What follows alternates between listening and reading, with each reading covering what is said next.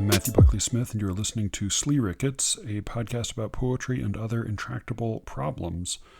The show is still on hiatus, so what follows is an episode of The Secret Show that I've unlocked at the suggestion of some paid subscribers. This one was a particular favorite of listeners, so at their suggestion, I am sharing it with you. You can find more of The Secret Show at SLEERICKETS.substack.com. Put your email address in and I'll give you a week's access for free, or sign up for a subscription. It is pretty fucking cheap. Now, please enjoy this unlocked episode entitled Give Up Dash.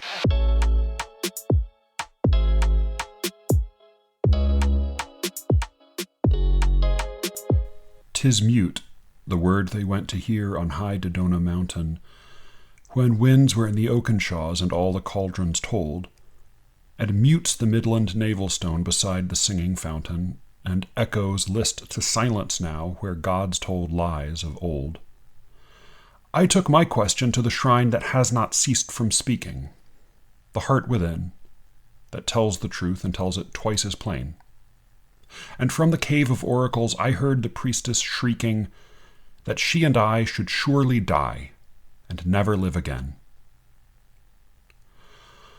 O priestess, what you cry is clear, and sound good sense, I think it. But let the screaming echoes rest, and froth your mouth no more. 'Tis true, there's better booze than brine, but he that drowns must drink it. And oh my lass, the news is news that men have heard before. The king with half the east at heel is marched from lands of mourning. Their fighters drink the rivers up. Their shafts benight the air. And he that stands will die for naught, and home there's no returning. The Spartans on the sea-wet rock sat down and combed their hair." That's The Oracles by A.E. Housman. I heard some sad news recently, and for some reason, this is the poem that came to mind. Not because it really has anything to do with the news. It's more or less completely unrelated, except for I think the general awareness of sorrow and mortality. But it did come to mind, and it's been clattering around in my head. And then it somehow it seemed even more fitting, or at least touching in its not particularly fittingness. This weekend, when I went to my daughter's Taekwondo belt ceremony, I am very proud of her. She's very into it. It seems excellent practice for her at balance and focus and discipline, if not necessarily self-defense. She is a high yellow belt, which has, to my ear, sort of odd racial implications, but it's very racially diverse Taekwondo studio, and they're all they seem like a really lovely community. So I don't question their methods too much. This ceremony, however, was about 3.5 hours long. I mean, that was just from when I got there. I mean, I think it was actually started before that. And it was not the only ceremony they did that day. I think they did a whole other one in the morning. So there was this moment that it rang some bells for me. But one of the things that happens, there's a big banner. There are a lot of banners and flags and slogans and signs all over the studio. And there's a big one across the front. Whenever they have a belt ceremony, they have a big one that hangs below the table where all the grandmasters sit. And this banner says United Taekwondo. Oh, I shouldn't say the name. Sorry. This banner says the name of the studio, and then it says where belts are earned, not given. This is, based on previous belt ceremonies, this is true only perhaps at best in a decorative sense. Like, belts are definitely given, not earned there. Like, they're you watch kids like struggle through these Poomsae steps, and in a way that, like, I mean, they're getting nudged along at every turn, and it's as much about community, it's much about them all having a good time and feeling like they're in something together, as it is about actually learning anything. But like, there's not really much sense that there are some serious people who go there, but like, for the most part, it's absolutely people playing costume with belts and gis. And I make no boasts about my own martial arts skills, which are non-existent. But like, previously, I've basically seen this as a studio where people have a really good time together, and maybe they develop a little bit of physical control, and they learn how to follow directions, and they have camaraderie, right? They're really great at supporting each other. But like, no, it doesn't seem like there's sort of this great test that they're being put to. At least for the kids, there's a breaking a board is a part of every step along the way, and they break them in different ways, and there's sort of different thicknesses of board. But these are, to all appearances, like particle / balsa wood. I mean, they're quite flimsy, even the ones that are a little thicker. And for this particular belt that a bunch of these kids were lined up to earn, they had to break a board with a drop kick. So this is the high yellow belt my daughter earned. They had to break a board with a drop kick in this sort of particular configuration. It was, required a little bit of flexibility, required some focus and balance. But the problem most of them had was that they would sort of get their foot up there, and then it would land on the board and just sit there. And it was hard for them to get their leg. It was hard for them to get their leg high enough and bring it down hard enough in a focused enough way to break through the board. Most of them, once they actually sort of bothered to concentrate, were able to do it. But like, we watched these kids take 7, 8, 9, 10 tries at breaking this board. I mean, which, like, I don't say this to mock them at all, because I was a very persistent and very persistently bad athlete as a kid. But at some point, the Grandmaster got frustrated, and he said, "All right, that's it. You two, you only get 2 more tries each."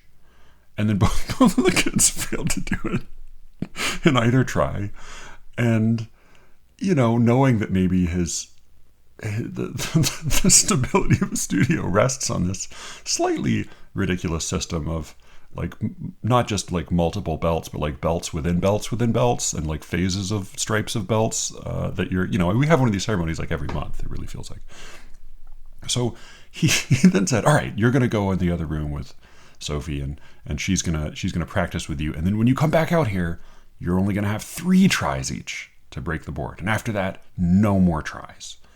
And they went back in the room with Sophie, and they practiced, and they came back out. And one of the kids, this little shaggy blonde kid named Dash, who was 8, maybe 8, small kid, seemed very sweet. He came out of the practice room, and he said, "My foot hurts, and I hate this, and I can't do it. I quit." And he ran off. I mean, again, I'm not laughing at him, because everything that Dash went through that day, I completely sympathize with. But he ran off, basically saying, "Fuck this." And I was sort of taken aback by how many people, not just Dash's parents, not just like one of the coaches, but like multiple of the senior black belts, and finally the grandmaster, all went personally to consult with Dash and to encourage him and to get him psyched to come break the board. And he finally came back, finally listened to them. This took them a while, and like the whole ceremony was paused while they were doing this. It took them quite a while. To be honest, my Christian patience was tried, because I'd already been there at that point for like 2.5 hours.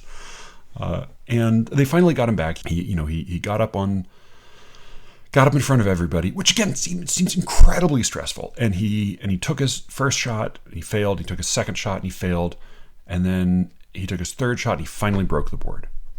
And at that, when he broke the board, this huge cheer erupted from the room. And the Grandmaster stood up and he gave an impromptu 30-minute sermon about willpower and stick-to-itiveness and how parents need to demand more of their kids. I think he said at one point, like, you have to know what you want your children to be. I thought, like, what? What? How do you, I mean, in what sense? Like, I mean, I want them to be alive. I want them to be healthy. I want them to be, decent, thoughtful people who, like, do some things that have value in the world, but like, want them to be what?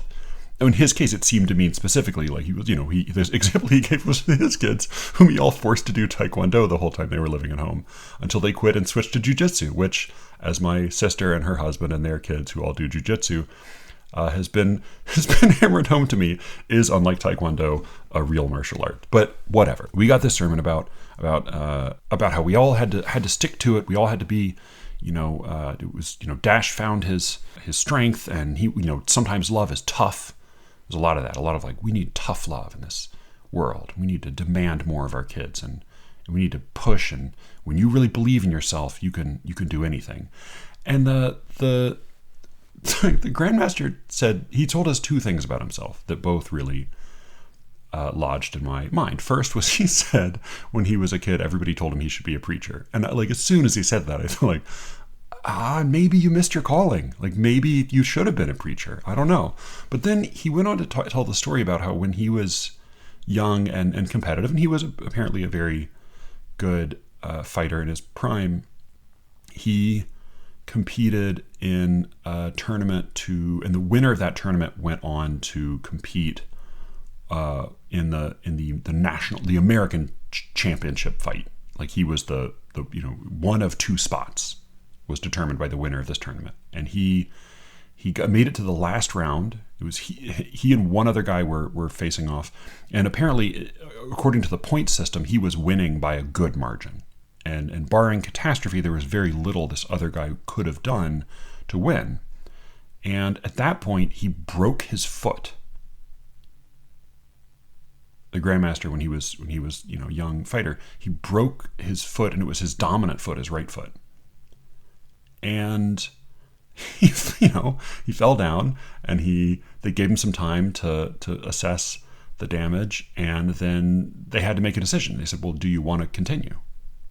And he said, no, I fucking broke my foot. And so the other guy went on to fight in the national championship.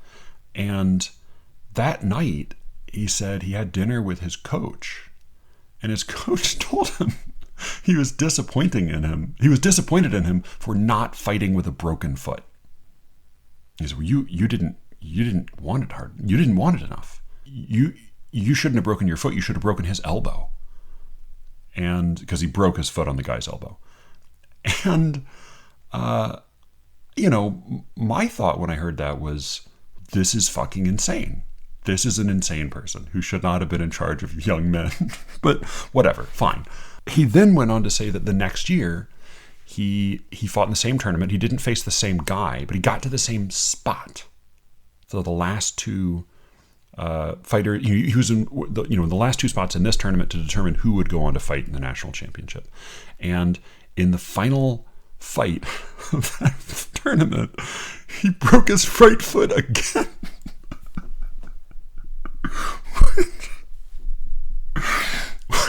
I mean, it was so funny. It was hard not to laugh, because it was not a funny part in the sermon. It was a suspenseful part in the sermon. And this time, he summoned up his inner courage, and he pushed through, and he fought with a broken foot, and he beat the guy by kicking him with his left foot, with his non-dominant foot. He won the match with a broken foot. And a lot of thoughts came to mind. One was the Black Knight and the Monty Python and the Holy Grail, the guy who just gets his limbs chopped off and keeps fighting, which seemed to be what the Grandmaster was endorsing. But it also made me think, like, I would never wish failure on a 7-year-old or an 8-year-old kid. And again, I have nothing but compassion for Dash.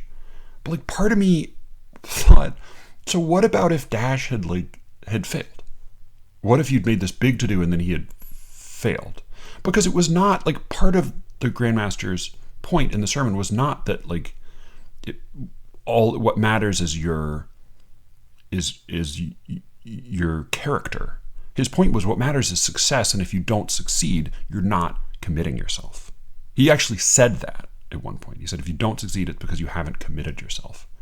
So I thought, well, like, what if Dash had just failed the third time and run out of tries after having been, after this long process of building him up? What if he'd broken his foot? And I think finally, from a community perspective, from a human perspective, from a parenting perspective, he's probably right. The Grandmaster's probably right. The Taekwondo studio's probably right. All the senior black belts who encourage Dash are probably right. I'm very happy for Dash. He was very happy. It was a moment of catharsis for everybody. I'm grateful for that for him.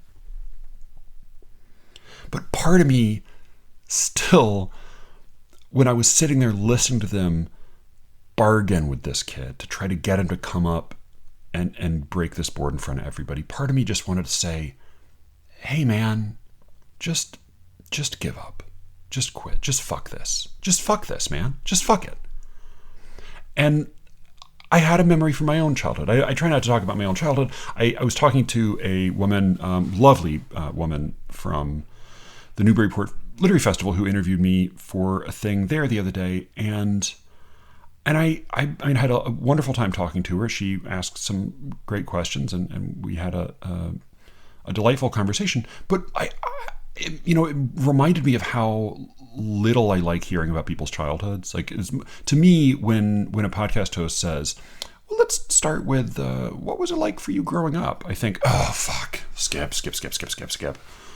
So I won't bore you with childhood, but I'll just say that, a parallel episode came to my mind. I played a lot of sports as a kid. I was not really good at any of them, but I was a good hustler. I won a lot of coaches awards, and I played baseball for a couple of years. I think the last year I played was 8th grade, and this was full pitch, regular hardball baseball.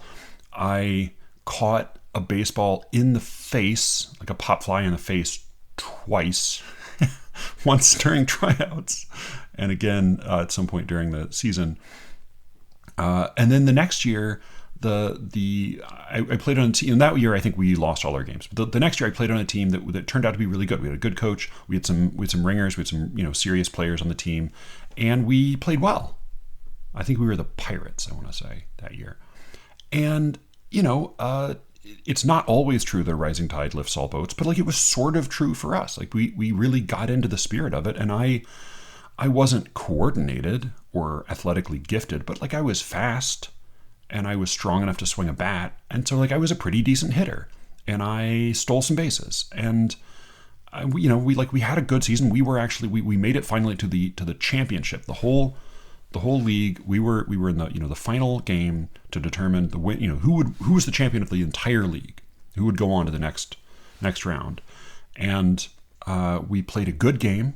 I had 2 solid base hits, and I scored. I made it around all the way around the bases on both of them. If I remember, it was I was never a great. I think I played left field, some outfield position where you could hide people. I played one of those, and I did okay. I got okay at catching pop flies with my glove instead of my face. As I said, I had a couple solid base hits, got home, stole a base or 2. It was like, overall, I had a great game. The team had a great game. The team we played was really good. Really good. And in the end, they were up by 1 run. And we had fought back that half inning, I guess. We had fought our way back to within 1 run of their score. And we had the momentum, we were looking to tie it up. We had 2 outs, but we were just about to get back to the top of our batting order, which, if you know anything about baseball, means you were suddenly going to get all the good hitters again, right? You put the good hitters first, and you kind of wind your way down to the worst hitters. And no surprise, I was at the bottom of the batting order, if I remember.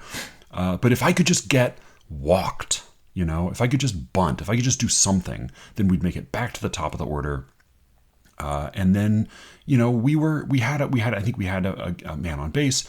We had a really good shot of tying it up and going into extra innings. And I struck out. just struck out. And I was devastated. My teammates jeered at me for losing the game for them. And I walked off alone in shame and misery. And,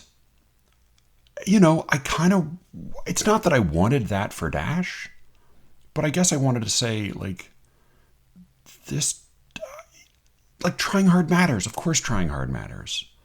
But also, come join the failures, Dash. Give up, Dash, and come join us on the dark side. Come join, I thought poetry is a place where we really, you can't, what do they say? Home is the place where when you go there, they have to take you in. I can't remember who said that. But with poetry, I think similarly, if you are a loser, give us your poor, your hungry, your miserable, your huddled masses yearning to breathe free. That's poetry. Give us your characterologically deficient. Give us your fuck-ups. Give us your drunks. Give us your addicts. Give us your insomniacs. Give us your manic depressives. Give us your autistic. And again, I feel like when I make fun of autism or depression, to me it is a because I ought to get something out of it. I ought to get some privilege out of dealing with this shit. And I think being able to make fun of my own fucked up conditions should be one of them. Should be something. But, I think I wanted to say, welcome, Dash. And I thought again of that Hausman poem, The Oracles, which is a poem about the magic being over. The great old magic days, the days when the gods spoke to us, are done. They're silent. There was a time when you could go to these places, Delphi and Dodona and Cumae, and the god would speak to you through these women. You could get a word of real transcendent meaning, of a greater perspective that brought real meaning beyond, the meaning of a single life, and gave you some sense of a greater purpose, a greater significance. And those days are over, if they were ever here to begin with, Hausman says. So he goes to his heart, right? He goes to his heart and he says, that's the oracle. And that oracle is still available to us. And yet she really only has, if you're Hausman's heart, I guess, you only have one message, that she and I should surely die and never live again. And this is old news. This is old news. When I first read this poem on a Xerox, and I read the Xerox actually cut off after the first three stanzas. So I thought the poem ended with, and oh my last, the news is news that men have heard before, which would be a perfectly good ending for a Hausman poem. But it wasn't until I'd come to already admire the poem that I then discovered there's a whole other stanza. And it is a kind of it's a lateral move. It's a funny, maybe not a lateral move, it's a perpendicular move. It's this sudden shift to a different setting, a different voice.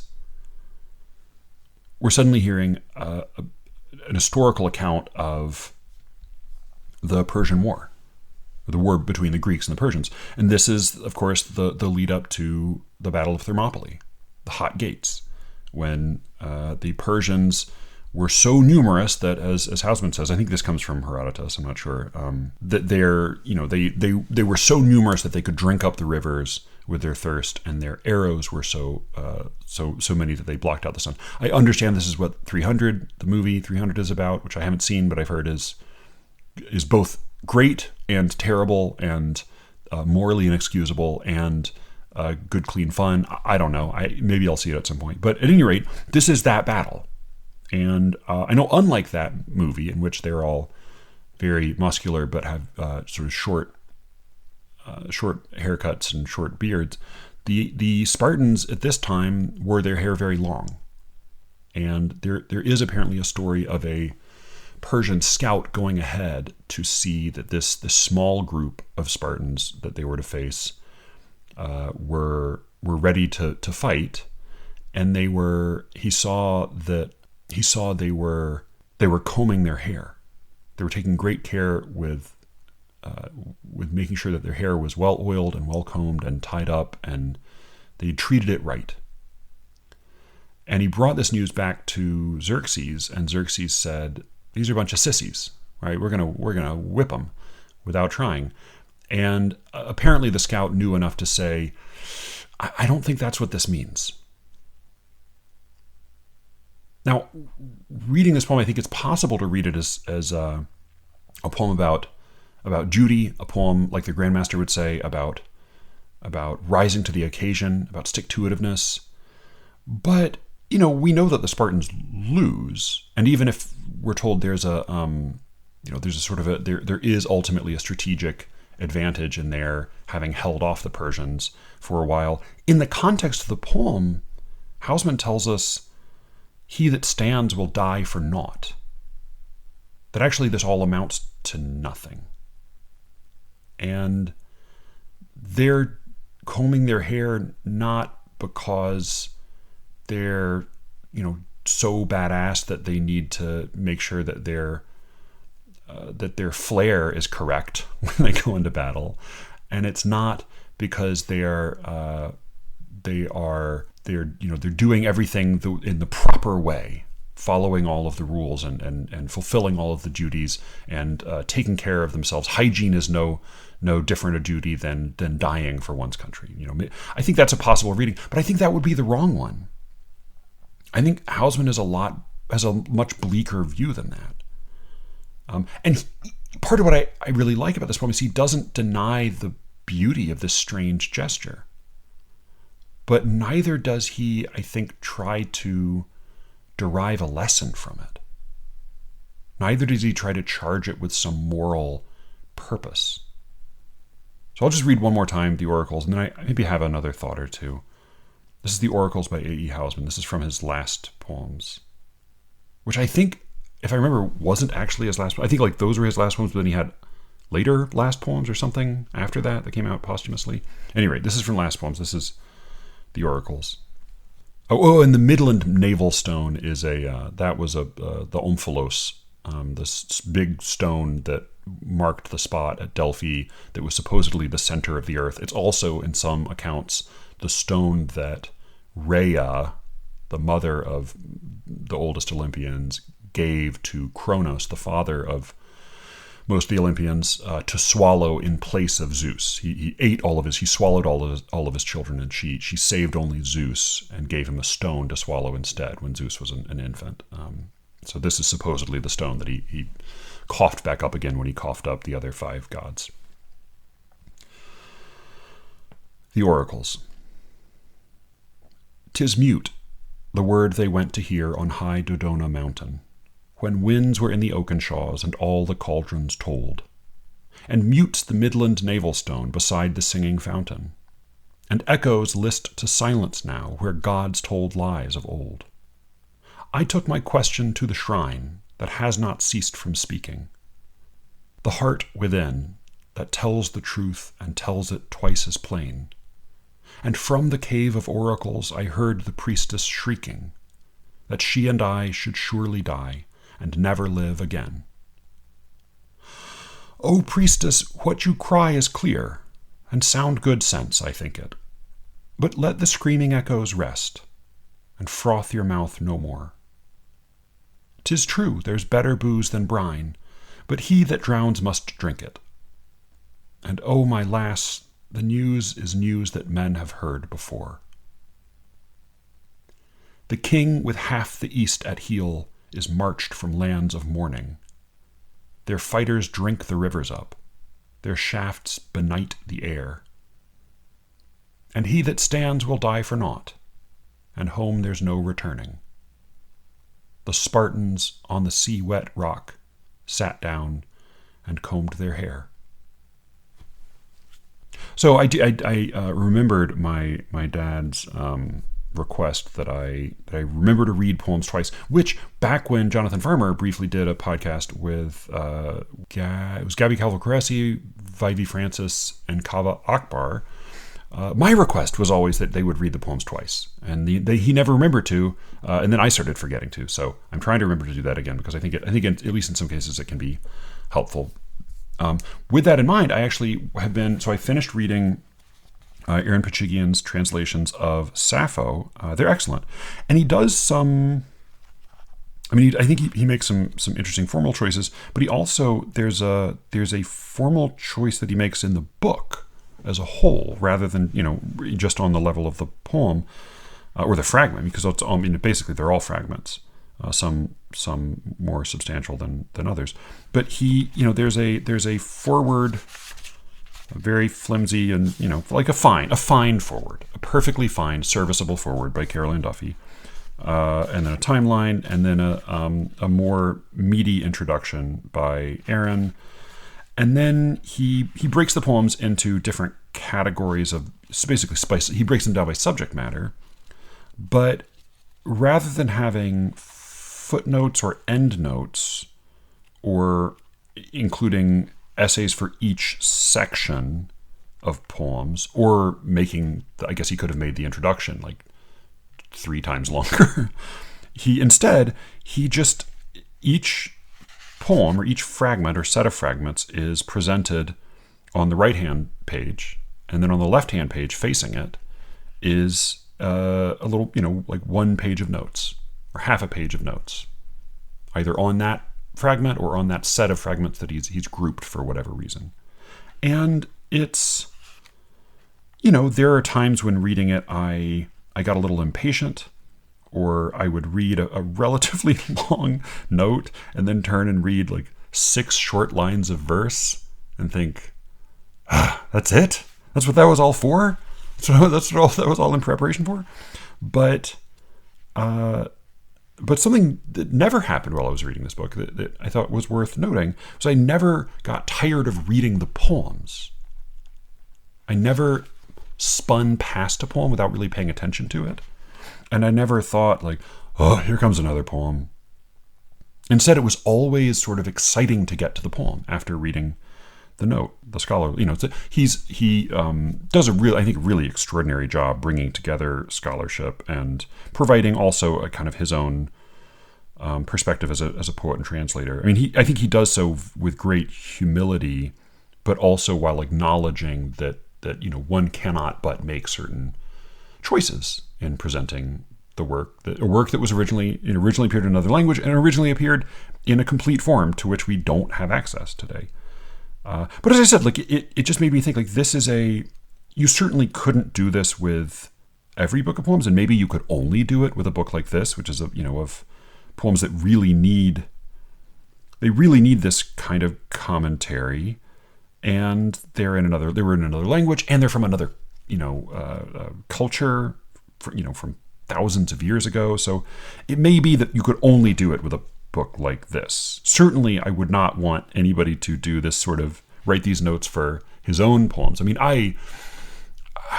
With few exceptions, I'm a real skeptic of writing notes for your own poems. I think it's almost always unnecessary, or even if you do communicate something necessary in it, I think it might almost always be better left unsaid. But I'd never quite read a book with this structure, and I wouldn't want every book of poems I read to have this structure, but I thought this was a good one.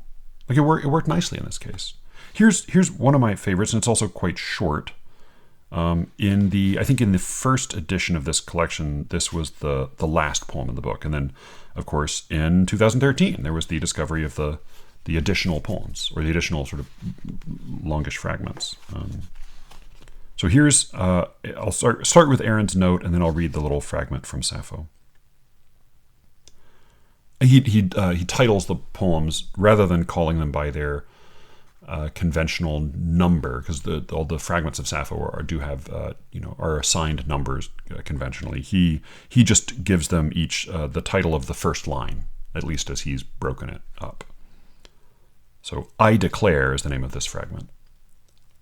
I declare appears near the end of a discourse wrongly ascribed to the Greek orator, writer, and historian Dio Chrysostom from circa 40 to 120 CE, when he lived. Common Era, so in the Anno Domini. upset that a statue of him had been taken down. I like this was a discourse written, but not written by this guy. So whoever is upset about this statue was not the guy we thought was Dio Chrysostom, who lived between 40 and 120. Some other guy, we don't know. Anyway, he goes on, upset that a statue of him had been taken down, the speaker, who has yet to be identified with any certainty, learnedly lectures the Corinthians on immortality through art. In Sappho's case, at least, the claim has turned out to be true. And here's the fragment from Sappho. I declare that later on, even in an age unlike our own, someone will remember who we are. Aaron does, I think, a really lovely job presenting these fragments as poems as much as possible, freestanding poems within some limitations, and he gives them, I think, a charming but sometimes necessarily irregular meter and rhyme. And here too, even though they're not particularly audible, he gives us an ABBA stanza. I'll just read it one more time. I declare that later on, even in an age unlike our own, someone will remember who we are. Now, Aaron sort of gently pokes fun at the speaker who cites this poem, right? Because a lot of Sappho's poems appeared basically or survived because we have them from the Oxyrhynchus papyri, of basically scrap, trash. Sometimes they were used to wrap mummies, pieces of script. And sometimes there were fragments that were preserved only in other texts where somebody quoted her. And so actually what we have of her is such a tiny, tiny part of what she actually wrote. She wrote some 9 books, and we have just, this book is this slender collection is most of what we have that is, more than a word or two at a time.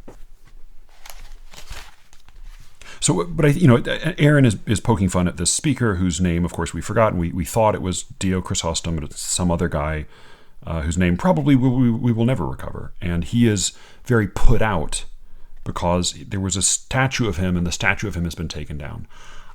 I don't know if I'm correct in this instinct, but when I read Sappho saying this, someone will remember who we are, it doesn't sound to my ears, at least in Aaron's rendering, it doesn't sound self-important.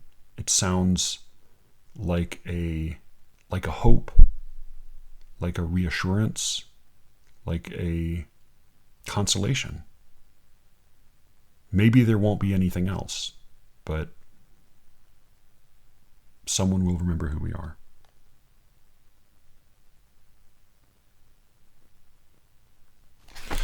All right, I thought I would. I have some listener email to get to. Well, yeah, I'll get to. I have one poem I want to finish with, but I'll get to some listener email because I do want to get to answer it and just acknowledge it. There's been a lot of really great discussion on the Substack chat. If you have not yet signed up for that, give it a try, or at least go check it out. Elijah and Cameron were really going at it.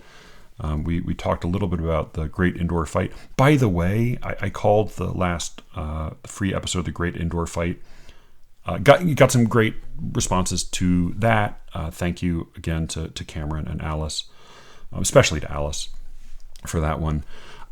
If you're not already familiar, the title is taken from the wonderful epic sequence in Chris Onstad's Achewood, which is a very nerdy webcomic, and the great outdoor fight is the name of the sequence. It does exist as a standalone volume, which I have somewhere. Jeff Colasino, a former guest, actually gave it to me. So I got a note from Ethan He said, really enjoyed the newest episode, The Great Indoor Fight. I enjoyed hearing serious feminist Alice, as she called herself. She's always kind, but to see her show she can fight when necessary, I must admit that was fun. And that kind of episode is one of the reasons I love Sleeve Rickets. Thank you, Ethan.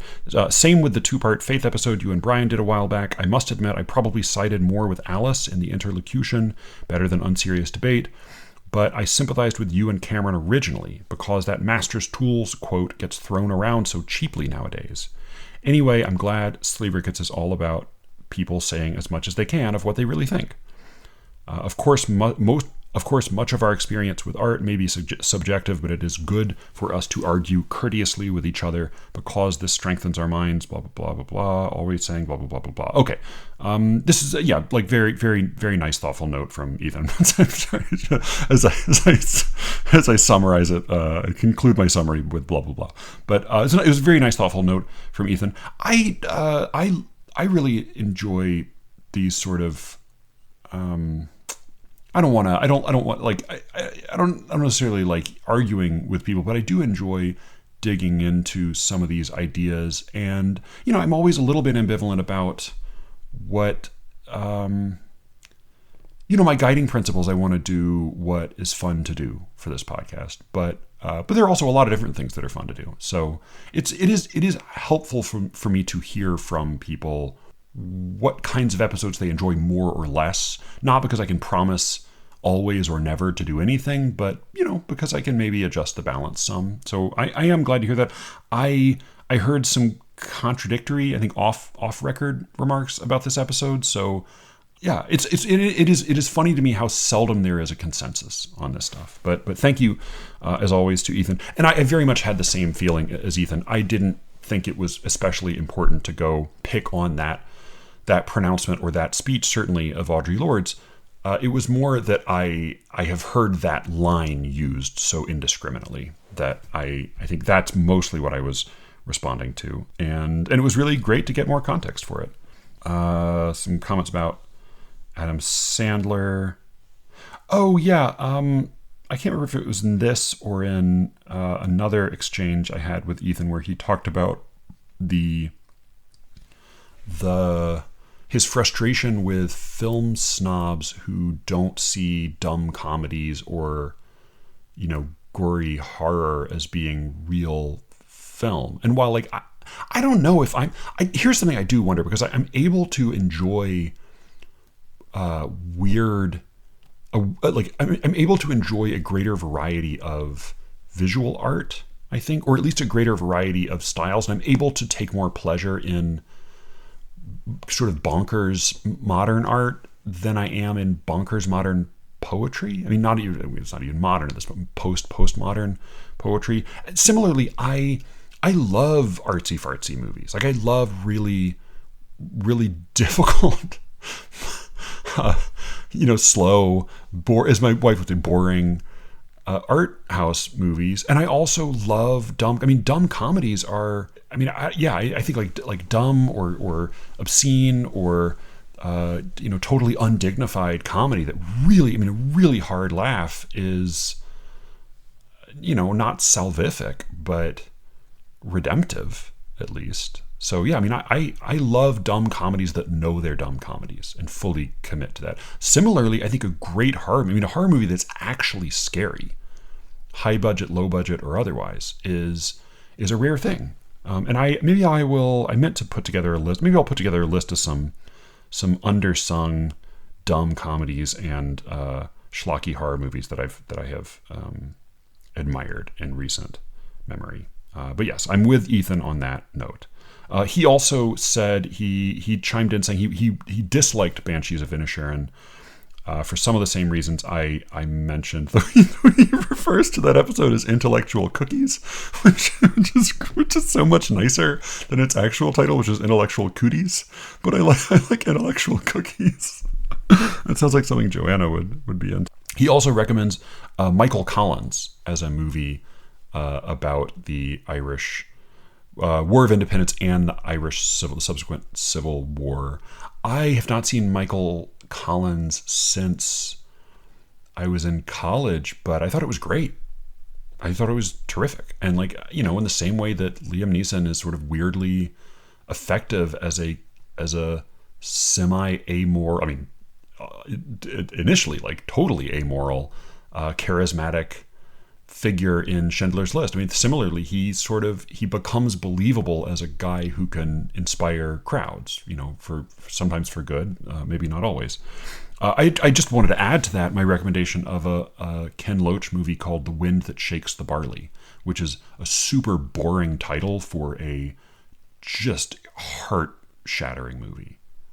Really thrilling, beautiful, violent, sad, touching movie about the War of Independence and then the Civil War. And it's told through the story of two brothers. So, yes to Michael Collins. I mean, it's been a long time, but what I remember of it was great. Yes to Michael Collins, yes to The Wind That Shakes the Barley, and no to Banshees, I think. I think that's where I am. And he also, I have owed Ethan notes on his. He wrote an excellent review of A. Stallings Selected, and I have owed him notes on that for about 100 years. But it's coming. It is coming eventually. It is. I will guarantee you this. I also owe Elijah notes on a review he wrote. I will get to you, Ethan, before I will get to Elijah because you've been waiting a lot longer. All right. Got a great note from Zara as well. She says, the moot argument over subject versus style, as I see it, is already at a cusp, with style slipping into the dusk at any time now. You're too young to recall when respectable thinkers like Saul Bellow and W.B. Yeats dabbled in anthroposophy. I can't tell if she's saying not to quote all of this or some of this. Yeah, never mind. And then I also got a characteristically rambling and only intermittently coherent, but always charming note from Matt Wall. He asks a question I don't totally know how he got there, but then as soon as he asks it, it really struck home for me. He says, in this whole is poetry healthy debate that you have been having, is the real question, is formal poetry dying? It seems like everything else is doing great. He says, I think a good way to check this maybe is to do a year-by-year comparison on Erratosphere's membership numbers. And I don't know those numbers, but based on everything I have heard from Erratosphere members and based on the griping that is frequently available on that forum, I'm pretty sure those numbers have been shrinking. I'm pretty sure that Erratosphere is a forum past its heyday, and in some senses I do wonder about formal poetry dying. I don't know what the state of the formal conferences is, Poetry by the Sea and Westchester. I know there's been a lot of controversy with Westchester in recent years. It's been over 10 years since I went, and I don't know what the current status is. Ditto. Never been to Poetry by the Sea. I've heard it's lovely. Heard it's very cold. But I don't know. I don't know what's going on with them. I will say that I think formal poetry presses are having some trouble. I mean, at least Evansville is. At least Evansville is having trouble. And, there are, I know the Hecht Prize, which at least traditionally has been inclined toward formal verse, has been opened more and more to non-formal verse. The X.J. Kennedy Prize, which some little school in Texas manages, the X.J. Kennedy Prize. X.J. Kennedy, is known for formal poetry. Qua formal poetry. Like, if there is anybody who is a formalist, it's X.J. Kennedy. The X.J. Kennedy Prize got some big infusion of money for years and years and years. It was a $1,000 purse, and then suddenly it became a $10,000 purse. And coincidentally, that same year, they hired a much better graphic designer, and they opened it up to free verse poems. So the thing I was thinking about when I thought about, all right, so if some formal presses are having trouble, some formal contests are shifting to, are opening up, then there may be a couple different things happening. One is that it's possible that formal poetry is dying, except that formal poetry has been dying. Like, it's been dying. And if anything, it's come back. Like, I mean, surely formal poetry was less popular in the early 90s, right? Like, I don't think it can be less popular now than it was then. It may be that it's not flourishing at the pace that other styles are, but I don't think it's dying. I do think that people have stopped identifying as formal poets as much, and I do think that, you know, as I think Alfred Nickel wrote in a note recently, he's plenty of people, the old guard, the new guard, and everyone in between, would be perfectly happy to give up the title of formal poetry, new formalist, whatever. I think very few poets are cling to that. But I don't know. I had these two thoughts when I realized that some of these contests were switching over they were opening up to free verse. And here was sort of the sequence of thoughts. One, I thought, like, well, if you want to get a book of formal poetry published and you don't have a standing agreement with a press, then you basically have to win a poetry prize, or you have to at least do well enough that the press offers you a book contract. And there are only a few of these formal book prizes. One of them, I can all but promise you, is now defunct. One of the big ones is now defunct. And some of the others are shifting. And the thought I had was, like, if once a book prize truly opens up to free verse, and by truly I mean both it's the judges they're choosing are open to free verse. In many cases, the judges they're choosing are free verse poets who only write in free verse and may really honestly only be open to free verse. But if once a prize opens up to free verse and people are actually submitting, right? Like, actually they're getting they're getting submissions widely from people who write in free verse. Once that happens, my prediction is that a formal poet never wins that again. Or rather, a book of formal poetry never wins that prize again. And part of me says, I think, it's like Joanna, I think, has said, she doesn't ever want to win like a woman's book prize because she wants to be a writer. She doesn't want to be a woman writer.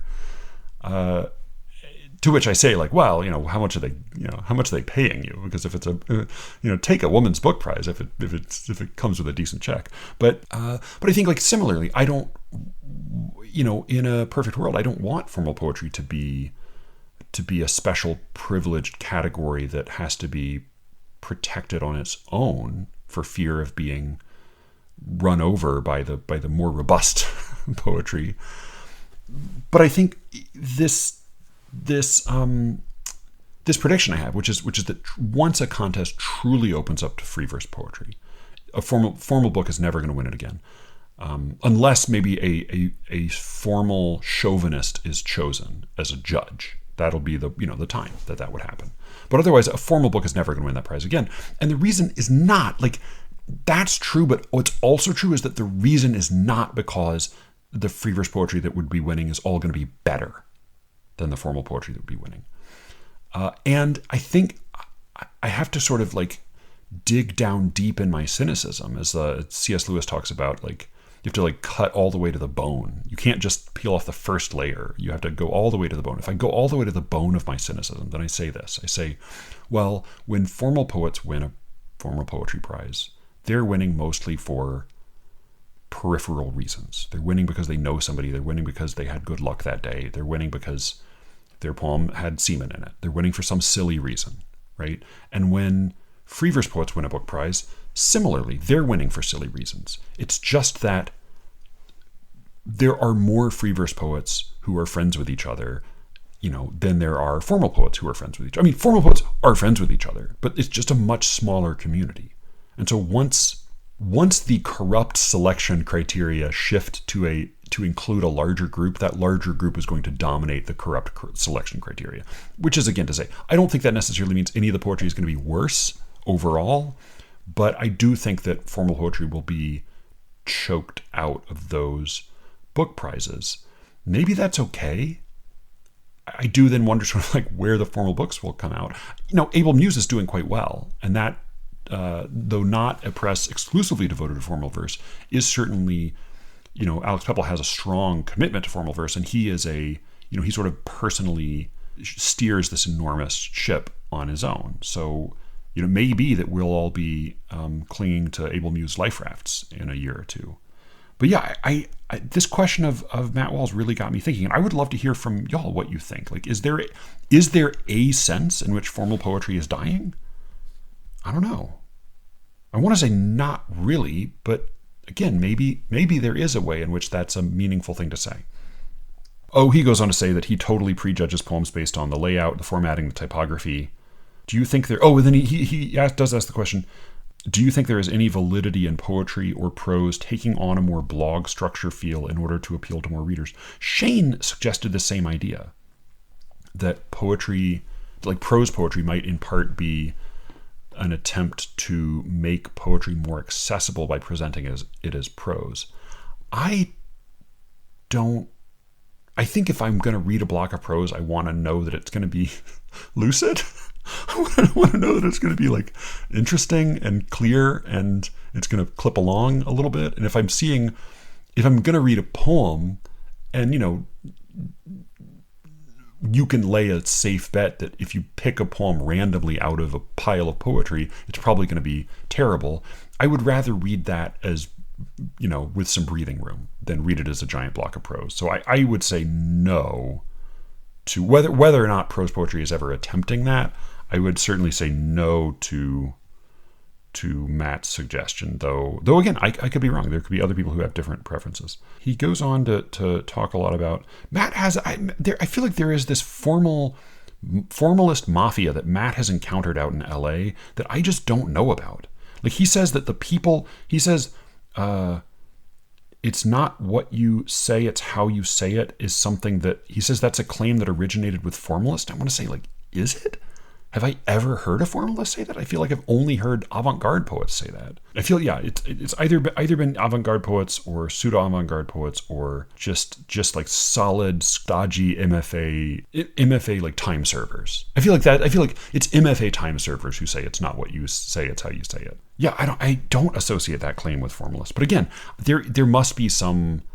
I mean, he told me a story about like a formalist poetry magazine out west that was like in the desert outside LA that was like really, really hardcore about its formalist chauvinism. So I mean, there may be a whole West Coast formalist uprising that I'm just not tuned into.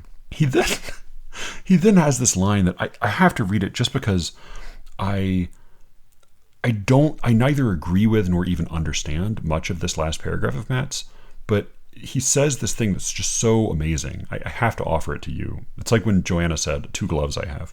He says, formalists created free verse and insta poetry by turning their noses up at it. If they said nothing, here's the sentence. If they said, forget, like, maybe formalists created insta poetry, maybe they created free verse.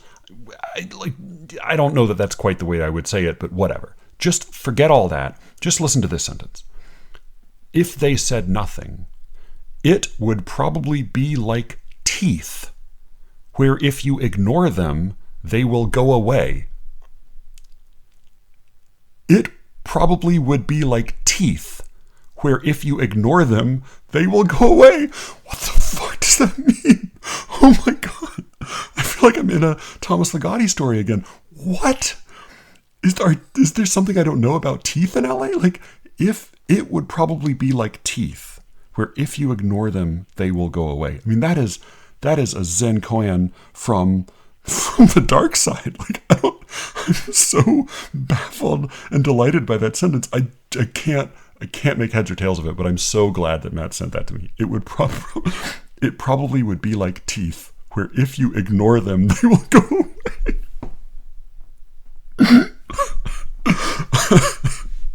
So thank you, Matt, as always. Oh, teeth. Oh, thank you. That's good. All right. I'm going to finish up with one more poem. This is one I read in print, in the print copy of 32 poems that came. I confess, I flipped to the table of contents, what every good poet does on picking up a magazine, flipped through the table of contents, recognized Chris's name, and read this poem first. And I haven't read the rest of the issue. I've read a few other poems in the issue, but I started with this poem, and boy, it was worth it. It was a good one to start with. So Chris Childers, also an excellent classical translator. He's got a colossal book coming out of translations of Greek and Latin poetry over, from like many centuries. Like, this is going to be a monster. He's been working on this book for some 15 years, so it's going to be really extraordinary. He's also a really good poet himself, and while he's not at all a dash, I mean, I don't know, maybe he was kind of a dash when he was a kid. I could see that. I could see him being a dash as a kid. Chris seems like somebody who's both like extraordinarily erudite and just fabulously disciplined, but also very well acquainted with sadness and disappointment and meaninglessness. I have an episode I want to do about meaning and meaninglessness, but I think Chris would be another good ambassador for the kingdom of poetry, to which I want to lure Dash. Come join us. Come give up with us, Dash. But this is a poem about somebody who is a kind of a failure, at least in some sense. It's about a river rafting guide, or a river guide of some kind. I'm not sure if it's a raft or another kind of vessel. It's a river guide and a marriage. And maybe something else as well. This is called On the Rocks by Christopher Childers. All he had ever tried was to find balance, the kind that comes of reading and riding water, hence the gin. The marriage was the ballast. But the nature of a river is to wander, unsheathing boulders hidden in their billions as waters fall and currents turn toward winter. Another drink. Preservers become burdens so suddenly and float off in the welter. Enough of that. Tomorrow is for crafting a raft out of the wreckage, lashed with failures. He'll start at dawn, when it breaks bright and ashen. Tonight he's on the river, drifting, nudged by 1,000 hands as soft as flowers, into the headwinds rising off the ocean. This is an Italian sonnet, octave and sestet, with the ABBA rhyme. No, it's not. I'm wrong. Is this like a Hilbertian sonnet? I forget, but it is an octave and a sestet, and it is 2 sets of 4 rhyming sounds in the octave and 3 rhyming sounds in the sestet. It may just be a nonce variation, because I think it's ABAB, ABAB in the octave, and then CDE, CDE. Yeah, ABAB, ABAB, CDE, CDE. And I don't know. I'm sure Elijah is howling into his iPod right now. iPod. Does anybody? I had an iPod for fucking ever, and those things were great. Yeah, his car stereo. I think he listens in the car. I'm sure Elijah has the answer, and will be texting me furiously. But yeah, I don't recognize that particular variation on the sonnet. But I'm, I guess, less concerned with breaking this poem down formally. I mean, it's so inventive. The sound is so beautifully handled. There's so much internal rhyme, assonance, consonants, mirroring. All he had ever tried to find was balance, the kind that comes of reading and riding water. Hence the gin, the marriage was the ballast, of course being the weight that keeps the boat right side up, and the water keeps the boat from getting out of control. And also, ballast being a way people often refer to, the food they put in their stomach when they need to soak up alcohol. The nature of a river is to wander, unsheathing boulders hidden in their billions. Right? And there's a kind of a conflation of natural law with human excuses there. As waters fall and currents turn toward winter, another drink. Preservers become burdens so suddenly and float off in the welter. What was supposed to save you only drags you under, makes life more difficult. And then enough of that, right? Is it enough of the marriage? Enough of complaining? Enough thought? Enough analysis? Tomorrow is for crafting, a raft out of the wreckage lashed with failures. Think of the ship of Theseus. The actual ship of Theseus, I believe, or at least the actual legendary ship of Theseus, was celebrated. It was the ship was preserved and then sort of repaired year by year by the Athenians, who would bring it out once a year for a big celebration. So it was a sort of a treasured artifact. Whereas I think the way I often think of the ship of Theseus, which is this philosophical question, once every piece has step by step been replaced in an object, is it still the original object? When all of your cells have died and been replaced over the course of 7 years or whatever, are you still you? But I kind of like the way I often think of the ship of Theseus is not simply as a vessel preserved by a religious rite in Athens, or civic religious rite in Athens, but by the way that we have to sort of repair our vessels as we go in life. I think of the ship of Theseus as being a ship that's still on the water and has to be repaired because it still has more work to do, which is how I kind of like this. Tomorrow is for crafting a raft out of the wreckage, lashed with failures. He'll start at dawn when it breaks bright and ashen. Tonight he's on the river, right? So again, it's like sort of both reframing and redeeming this pain, but also we find what we're doing is, again, putting things off. I'll start acting right tomorrow. It'll all be different tomorrow. Tonight he's on the river, drifting, nudged by 1,000 hands as soft as flowers into the headwinds rising off the ocean. And this is one of the few spots in the poem. It's not the only, but there are a couple. But it's one of the few spots in the poem where there are no caesuras. There's not even a pause at the end of the line before we continue the sentence. It's just a continuous thought and a beautiful image that we end with. There's also, though, something I think, because there's sometimes I think a good hard end stop at the end of the penultimate line, or even sometimes a kind of crisp caesura in the final line can help make a poem feel, click with a closing rhythm.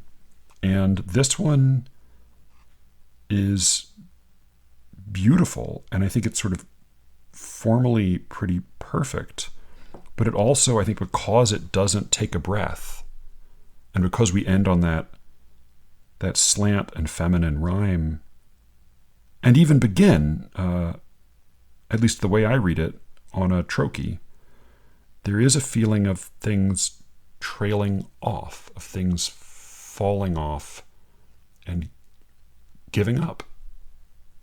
And maybe there's a giving up here that allows for this sort of beauty. It's not really a transcendent beauty. It's not a beauty that changes anything. It's not any kind of solution. It's not even really a constellation. It's just a moment of beauty. Nudged by 1,000 hands as soft as flowers into the headwinds rising off the ocean. Little something of those reindeer and the golden moss from Auden's Fall of Rome. All right, I'll read it one more time and then I'll say goodnight. This is On the Rocks by Christopher Childers. I also, just briefly, I do want to praise the rhymes in this poem. They are slant rhymes. They are beautifully handled. They are sometimes very slant. Mostly they are sort of consonant rhymes. Some of them are, particularly in the first stanza, they're not, the 4 rhyme sounds in each set of sound, in each set of in sounds don't all slant to the same degree, but I think I really love these rhymes not because they hide the rhyme. People always praise fucking slant rhymes for being subtle, for being hard to hear, They were so good. The rhymes were so good, I missed them. I didn't notice them at all. That's how good they were. No, fuck that. These are good rhymes, and I do hear them, and they make a different kind of sound. There's a different music. It's not a chime. It's something softer. It's more like that. My dad was a drummer when he was younger. The steel brush thing you do on the cymbals, that soft sound. Maybe it's something like that.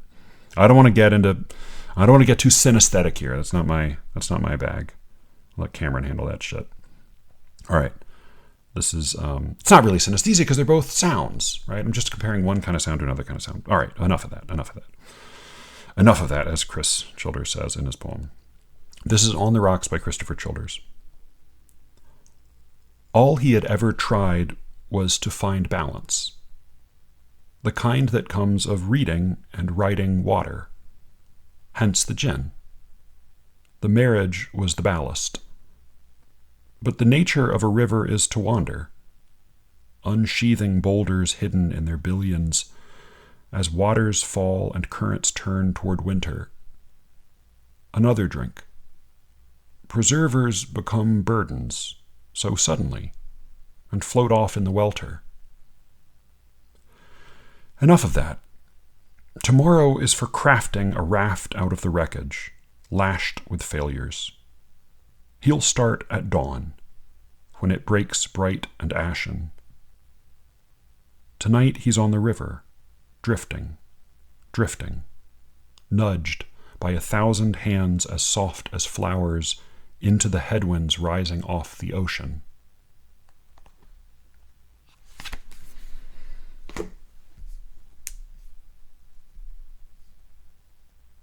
Good night.